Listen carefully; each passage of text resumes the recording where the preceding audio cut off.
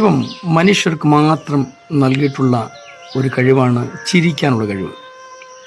നമ്മിൽ പലരുടെയും ചിരി നഷ്ടപ്പെട്ടിട്ട് നാളുകൾ ഒരുപാടായി. എന്താ കാര്യമെന്ന് ചോദിച്ചാൽ പലരുടെയും മറുപടി വ്യത്യസ്തമാണ്. അവർ പറയുന്നതെല്ലാം ശരി തന്നെ ആയിരിക്കും.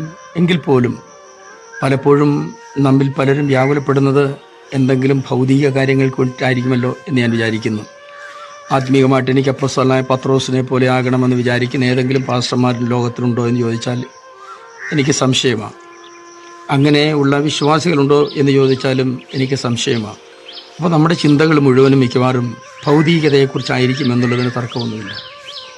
ഇതിനൊരു പരിഹാരം തിരുവചനത്തിലുണ്ട്. അത് ഇങ്ങനെയാണ് രേഖപ്പെട്ടിരിക്കുന്നത്. അപ്പോസ്തലനായ വിശുദ്ധ പത്രോസ് തൻ്റെ 1-ാമത്തെ ലേഖനത്തിൻ്റെ 5-ാം അധ്യായം 7-ാം വാക്യത്തിൽ, അവൻ നിങ്ങൾക്കായി കരുതുന്നതാകിയാൽ നിങ്ങളുടെ സകല ചിന്താകുലവും അവൻ്റെ മേൽ ഇട്ടുകൊള്ളുവിൻ.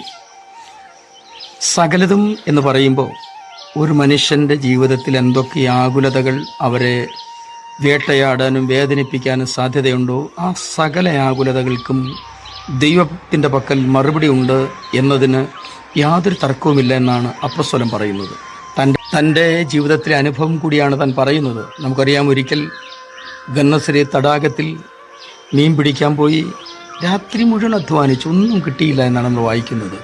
ഒന്നും കിട്ടാതെ വന്നപ്പോൾ നിരാശനായി മടങ്ങിപ്പോകുന്ന ആ സമയത്താണ് വാഴ്ത്തപ്പെട്ട കർത്താവ് തൻ്റെ പടക് തേടി അവിടെ എത്തിയത്. അതെ, ഇല്ലായ്മക്കാരനെ ചവിട്ടി ഒതുക്കുകയും ഏതെങ്കിലും ക്ഷീണാവസ്ഥയിലുള്ളവനെ ഇല്ലായ്മ ചെയ്യാൻ ശ്രമിക്കുകയും ചെയ്യുന്ന പല ആളുകളുടെയും മധ്യത്തിൽ യേശു തമ്പുരാൻ വ്യത്യസ്തനാണ്.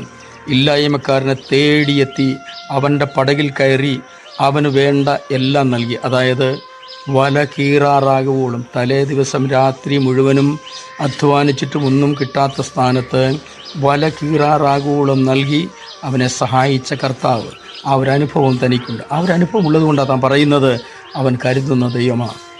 പിന്നെയും പത്രോസിൻ്റെ ജീവിതം മുന്നോട്ട് പഠിക്കുമ്പോൾ ആത്മമണ്ഡലത്തിലും അനേക കാര്യങ്ങൾ തനിക്ക് പറയാനുണ്ട്. ദൈവത്തിൻ്റെ കരുതൽ എത്ര വ്യത്യസ്തമാണ്, എത്ര ആശ്ചര്യകരമാണ്, നമുക്കാർക്കും വർണ്ണിക്കാൻ കഴിയത്തില്ല. ആ നിലകളിൽ നമ്മെ സഹായിക്കാൻ കഴിയുന്ന ഒരു ദൈവം നമുക്കുള്ളപ്പോൾ തീർച്ചയായിട്ടും നമ്മുടെ ആകുലതകൾ വെടിഞ്ഞ് സന്തോഷത്തോടെ ദൈവത്തെ സേവിക്കാൻ കഴിയട്ടെ. ഞാൻ നിങ്ങൾക്കൊണ്ട് പ്രാർത്ഥിക്കുന്നു. സ്വർഗീയ പിതാവേ, എല്ലാ പ്രിയ മക്കൾക്കായിട്ടും സ്തോത്രം.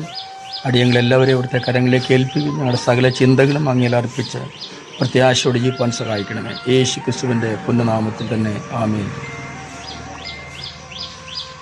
നന്മ നേരുന്നു. God bless you.